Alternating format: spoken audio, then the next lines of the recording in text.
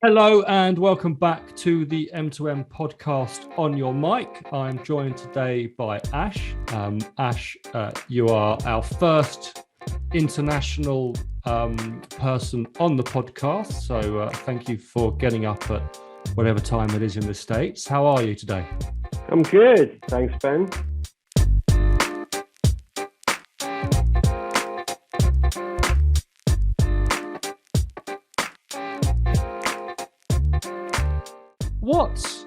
What kind of made you get into cycling? What's your story? Why did you get on the saddle, and where are you up to now?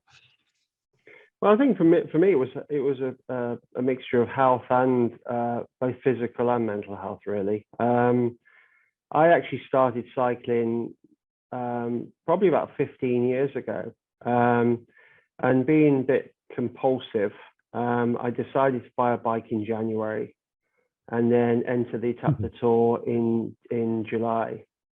And when I got to April, I started with a road bike with straight handlebars. Then I decided I needed a proper bike.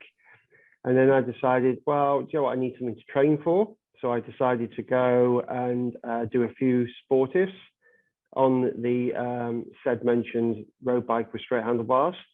I met a guy actually when I was cycling, two guys. One of them worked for ESPN, he was a producer, and the other one was his trainer. And as we were riding around, they convinced me, because they had a spare pass, to do the Chapter Tour, which wasn't, I knew the Tour de France, of course, and was always a fan of watching it. But I didn't quite realize what I was letting myself in for, to be fair. So just to clarify, what is the Chapter Tour for the beginners out there who may not be familiar with that that event? Sure. No, that's a good point. So the Chapter Tour is every year when the Tour de France is announced, a stage of the Tour de France, either in the Alps or the Pyrenees, is opened up to amateurs, probably around 15,000 cyclists. They, as I said, they alternate it between the Alps and the Pyrenees mainly. It sells out within a heartbeat. And it's probably a week or so before the main tour comes through. So you're riding the exact same roads to the exact same villages. And in many cases, with many people stood by the side of the road cheering you.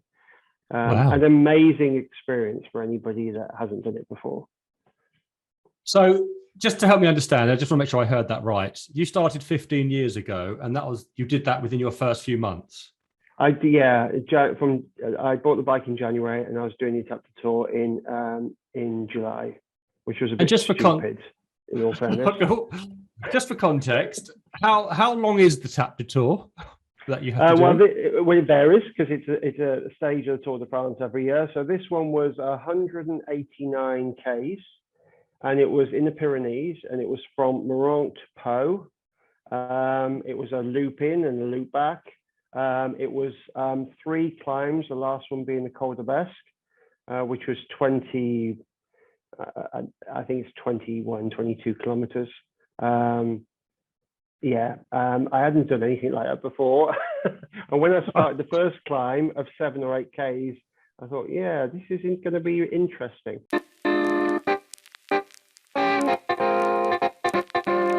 I rode it with the cycle coach that I employed at the time, who I'd met on that sportive.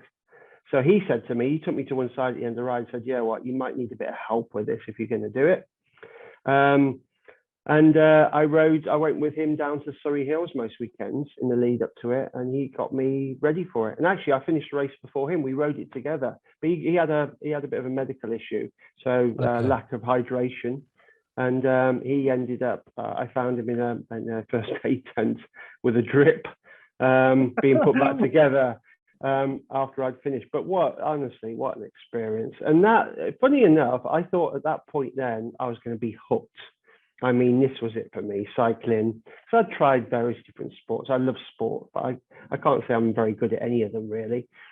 But I work in the hospitality industry, life took over again. So I stopped cycling. I was still smoking because hospitality, you smoke a lot, and out with customers and meals and glasses of wine. And then fast forward really to 6 years ago, and I was over here actually working. And where are you, just so people know where you are? You're America, aren't you? Yeah. I'm in Louisville, Kentucky.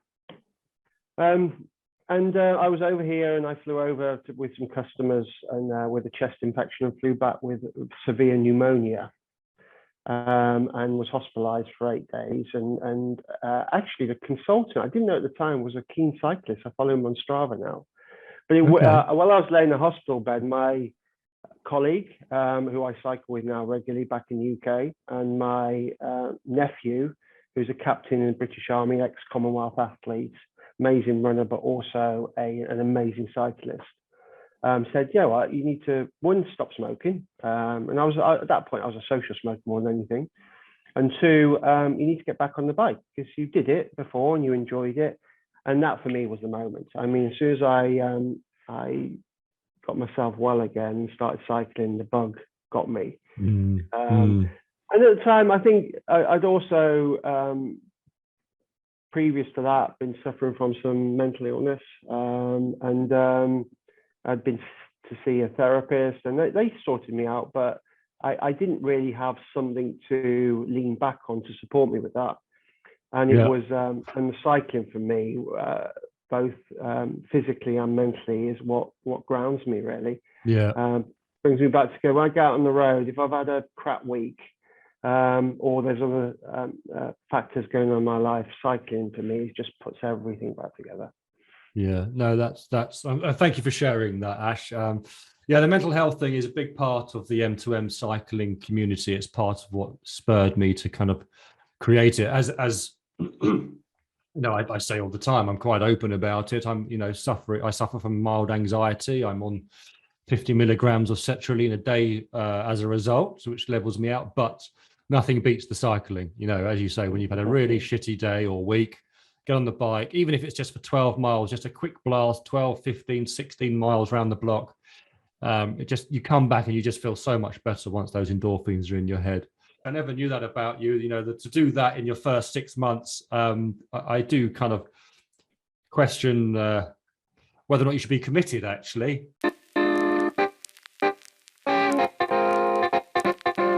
What's the best bit of advice someone gave you when you got into road cycling that kind of still sticks with you today? There was a number of things actually. One around safety. I'm a big advocate for cycling safety. So people that don't ride with helmets, I think, are just crazy. And I see them in the UK all the time still, bizarrely. And it's generally the older generation. And I also see them here. Lights on bikes. I ride them with lights on bikes during the day, and I don't cycle much at night, but certainly during the day. It's a dangerous place to be, and road safety for me is really important. Try and get the best set of wheels you can. Something that advice was given to me: if you're going to do one upgrade on your bike, do it with the wheels. Free speed, as they say. And the bit of advice I didn't get at the time, but I wish I had, was to go and get a proper bike fit if you're going to get into cycling.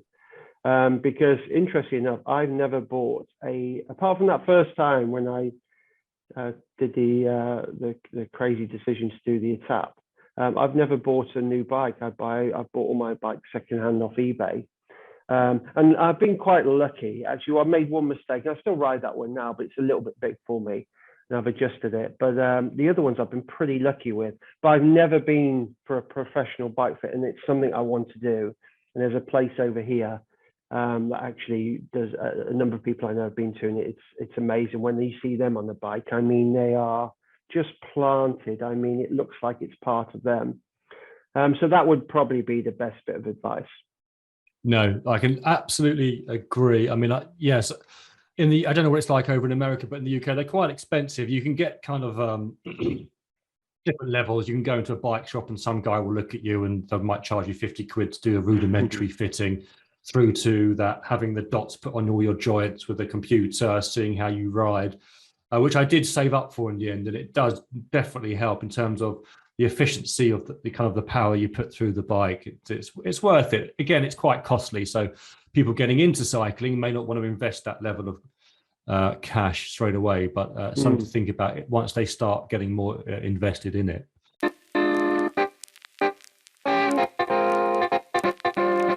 on the other side of that coin, what's probably the worst bit of advice that you've had or been given, which you can look back and laugh at now, but you heard it, you took it on board, you applied it, and you thought, what the hell am I doing?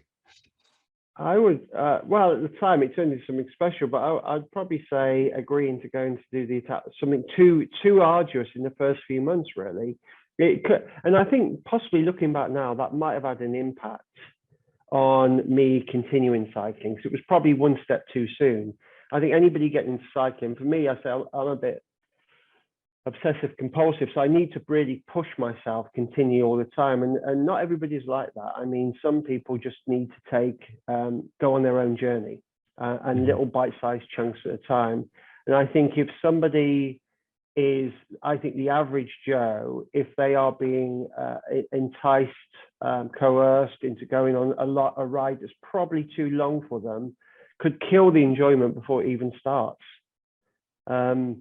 That would probably be my best advice. And going out on a winter's ride for the first time when you don't really want to go out on a winter's ride for the first time. Actually, now we all know, right? If you're in cycling, you love it. Winter games is what makes it fun for the spring and the summer. Whether you're ballsy enough and brave enough to ride out in all weathers on the road, or whether you're using internal turbo trainers, Peloton, Zwifts, all the usual tools that are available to you now. But just ease yourself into it and don't do something crazy like I did in the first instance.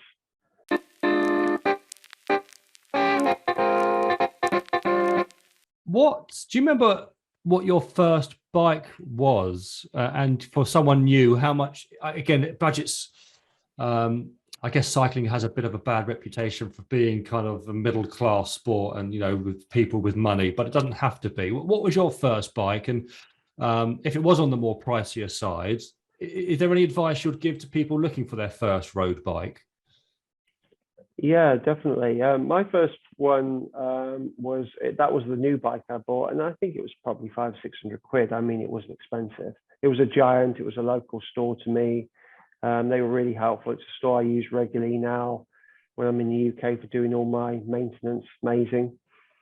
And then post that, that's when I started buying secondhand bikes. So my first proper road bike was bought off eBay. It was a Specialized LA. That was the one I did the tap on. I might have paid 800 or 900 quid for it, maybe. I can't quite remember. And then I started when I started back this time. Funds were a little bit more free, so I looked at sort of trying to get the best bike I possibly could. But again, I've bought all my bikes secondhand, so those of us that are in cycling would know that there are a lot of people that go out and buy, probably more money than sense, will go out and buy brand new bikes. I mean, top end, and you're talking 10 grand plus above. But the value of those, maybe not now, because in COVID era you can't get anything, so secondhand bike values have gone up dramatically. But pre-COVID, I mean, you're looking at 50% of what a new bike would cost. So when you look at now, I ride I've got a couple of Pinarellos, I've got a Canyon, I've got a Winter Hacker, which I use out on the roads. And the most I've paid for a bike now was 5 grand. But that was a 10, 11, maybe 12 grand bike when it was new. Yeah. And so, but I have a hankering for going to get a new bike and having the bike fit and having that whole new Gucci bike fit experience. And I think I'll do it one day. But it's hard to do it when you think, well, look at that. It's a beautiful bike and look what I paid for it. The good thing about the secondhand bikes, if you don't fall in love with cycling, then you're going to pretty much sell it for what you paid for it, for one.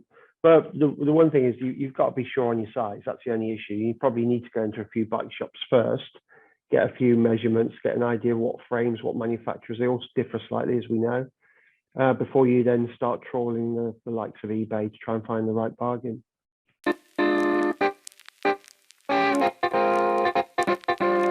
We've talked about the bikes, and you touched on earlier about the wheels and the free speed, so that's worth investing in. What else, once you've got your bike and if you can stretch to fairly decent wheels, what would be the next thing you would suggest that a newbie kind of mammal looks to invest in to really open up their cycling and start to enjoy it more? Well, we all live a bit of Lycra, don't we? Let's be fair. I wear it when I'm not riding. Only on a Friday night, and only on a Friday night.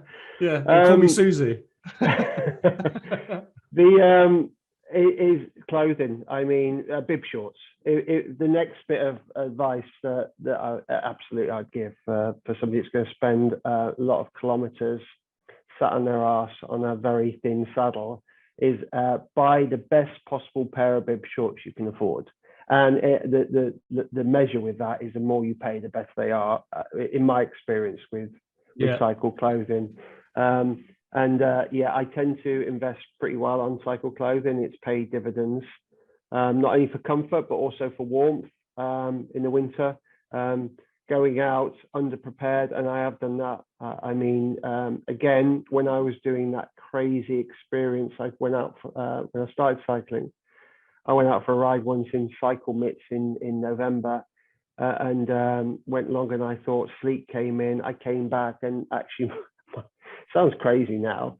My wife took me to hospital, so I thought I had hypothermia, frostbite in my fingers. I had to get into a warm bath. I couldn't feel my fingers, and I had. You're not selling this cycling gig, Ash, really?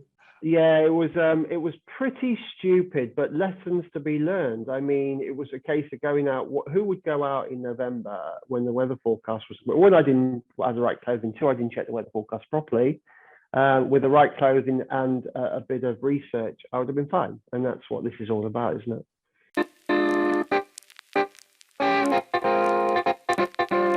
You mentioned your poor coach when you did your first crazy event, who had a hydration nutrition issue.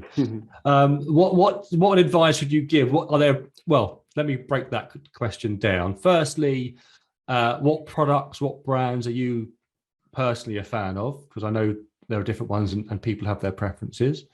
And do you have any kind of personal rules that you stick to based on how far you're going or how hot it is and how much you take out with you? Brands from a nutrition perspective. And hydration, yeah. Yes, I tend to stick with Cis and Velo Forte. Again, it was a bit of advice that was given to me way back, is if you're a fan of one particular brand, tend to try and stick with it. They all affect you differently. Some can be a bit difficult with your stomach, cramps. So Cis is pretty good one. I don't have any issues with it. It seems to work. I don't know whether some of it's a bit of a placebo sometimes. I would debate that long and hard. I think some of it possibly might be at times. Certainly when you're squeezing a double espresso, caffeine, 150 gram into your mouth, which tastes like crap, by the way, if you ever try one. But those do work. They get you there. They get out of jail. Gels. The other thing I use is Velo Forte. I've got into Velo Forte bars, actually, which are really good, very natural, not particularly cheap, I have to say. I've tried their gels as well, and the gels are good. Again, very natural ingredients, but for the extra cost you're paying for them, I didn't really feel I had the real benefit compared to Cis. So yes, this is generally what I'll stay with. And generally when I'm going out, if I'm doing anything under 100 Ks, I'll have maybe 2 or 3 gels in my pocket, and I also use a Cis powder for bottles as well. One thing I'm not particularly good at, Ben, is, and I've never been to a nutritionist, and it's something, again, I really want to do when I find the time, is probably not hydrating enough when I'm cycling. So and I had a really bad experience in Spain last year. And I was down there working. I went down to basically lived down there for 6 weeks and worked from there. But I've got a bike down there, and I cycle with a pretty serious group that would cycle out of a cycle shop down there. And one evening, I mean, I just bonked. I've never done it before like that. We've all done it, but never like that. I mean, the road started moving. I managed to get off my bike with some assistance. I collapsed by the side of the road. My legs went. I was vomiting. Fortunately, my wife managed to, they called her in where we were. Fortunately, she was down there. She hadn't long arrived. I'd been down there on my own most of the time. And she came and rescued me. And it took me, I'd say, probably 48 hours to get right again. And it was just, I just not hydrated enough. I wasn't really, at that point, I wasn't cycling with 2 bottles in Spain, and I was down there in September. I mean, some of the things I say are really stupid. I didn't want to say anything, Ash. Yeah, I wasn't big, but for me, we were stopping regularly. But it was just a habit I'd got into, and after that point, now in the summer months, I will go out with 2 bottles rather than one, because I use my other bottle cage is used as a toolkit. That's why I didn't do it, because for me, it looked better than having a saddlebag on the back. It was all about the aesthetics and aerodynamics, and you don't see pros in the Tour de France riding with a saddlebag. It's stupid, absolutely stupid. So best possible advice is just hydrate correctly, and sunscreen as well if you're going out in the summer. For the newbies, bonking in cycling, as Ash has just mentioned, is when you hit the figurative wall. It's not the term associated with those old school British carry-on movies. I had a similar experience. I was trying, this was a few years ago, testing with keto, low carb, high fat way of eating, which for endurance, I swear by it in terms of having fat as your main source of fuel. But maybe not the best idea to try and do 100 miles doing keto when you're only about 6 weeks into your keto program. About 70 miles in, I drink lots of water, but I had no other kind of nutrition. I had loads of kind of healthy fats in the lead up to it. That obviously all wasn't enough. And yes, the bike, the wheel, I thought I was riding on marshmallows. I could have sworn I had a flat tire. I kept on getting off. You almost like start hallucinating. As you said, the road in front of you started weaving. It's a horrible experience.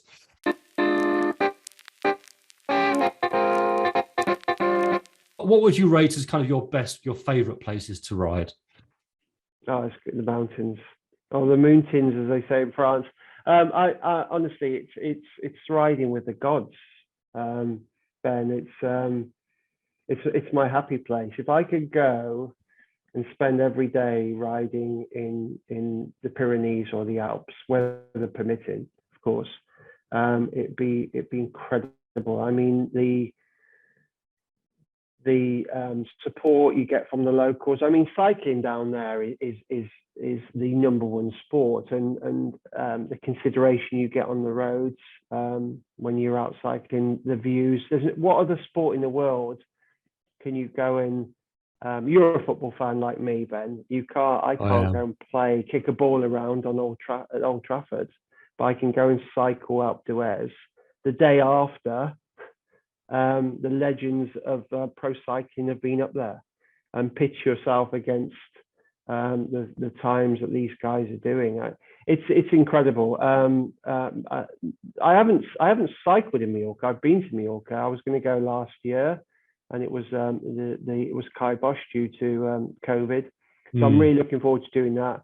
I cycle in over here in the States a lot. I always say, over here, they are incredibly lucky. I mean, there's nobody on the roads. I'm right on the border of, in Louisville, Kentucky, right on the border of Indiana. The Ohio River, which is just behind me here, separates the 2 states. We ride across into Indiana. The roads are paved. They're beautiful. There's no potholes. There's nobody on them. And you can ride for miles. And there's a little bit of traffic, and everybody panics over here. And I'm thinking, you need to ride in London, right? With people beeping you, swearing at you, and giving you the finger every mile or kilometre. You're absolutely right. Absolutely. Well, I'm tempted just to shut this interview down, Ash, and pack my bags and come and join you. I'm sold.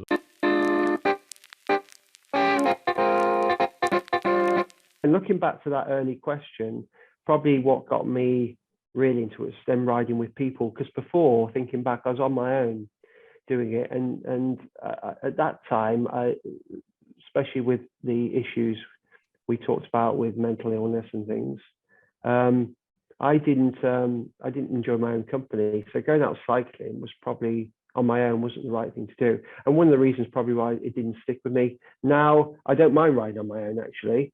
But there's nothing like going out and riding in a group. I know that you do regularly. I've had the pleasure of riding with you guys. I know what fun it is, and how even if you're having a crap ride, if you're riding with friends, it makes that crap ride an enjoyable ride. Yeah, absolutely. And the reason why people enjoy riding with me is because they just take the piss out of me all the way around, and they're usually dragging me around after them.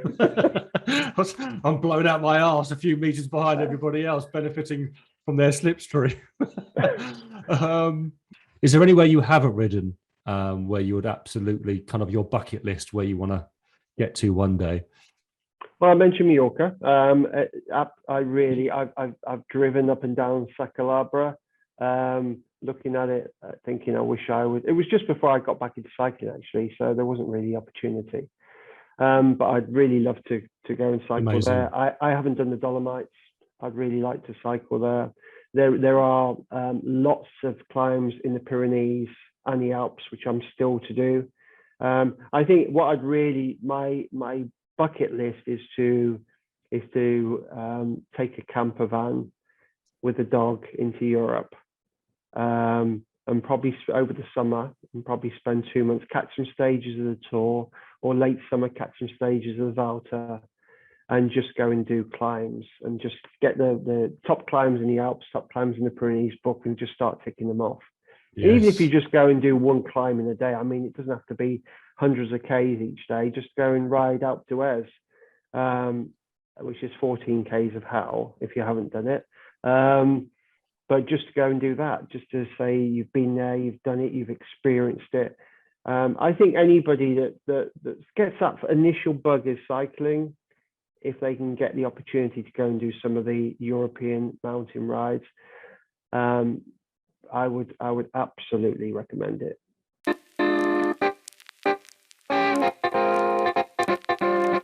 If you could go back and, with the benefit of hindsight, tell your younger self, your younger cycling self, one thing that you wish you knew back then, which you know now, which would have kind of improved your cycling or made you enjoy it a lot quicker, what would you tell your younger self? What bit of advice would you give?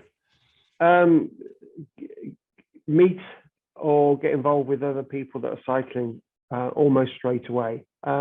It's interesting just talking through with you over the last few minutes, but when I look back to the start, and it's a regret for me actually, Ben. I wish I'd got back. I wish I'd stayed involved in cycling at that point when I first did that crazy Étape du Tour. But because I'd have probably, I know if I'd adopted it cycling like I have in the last 6 years, I'd have been a much better cyclist. I'd have been younger. I could probably maybe entered a few cat races, maybe cat 4, cat 5 races, and just tried that out. I'd like to have done that. I'm too old to do it now. Yeah, just use something like this website. That's why I was so pleased that you were doing it, to educate those coming into the sport, the rights and the wrongs, and use these types of tools, social media, cycling groups. Go and meet them, because they're all a pretty friendly bunch. I went down to Spain, started going down there 2 or 3 years ago. My in-laws have got a place down there. And found a local cycle store. Fortunately for me, it was a Pinarello dealer, because I've got a Pinarello. It's a Scottish couple that own it, and then realised he was all about bringing the community together. A lot of expats down there, Scandis, Belgians, great riding with the Belgians, because you really know what real cyclists are like. But he brings the whole community together. So riding with a group, it makes it so much more enjoyable. Just listening to you, I remember when I started, I must have ridden for about a year and a half on my own.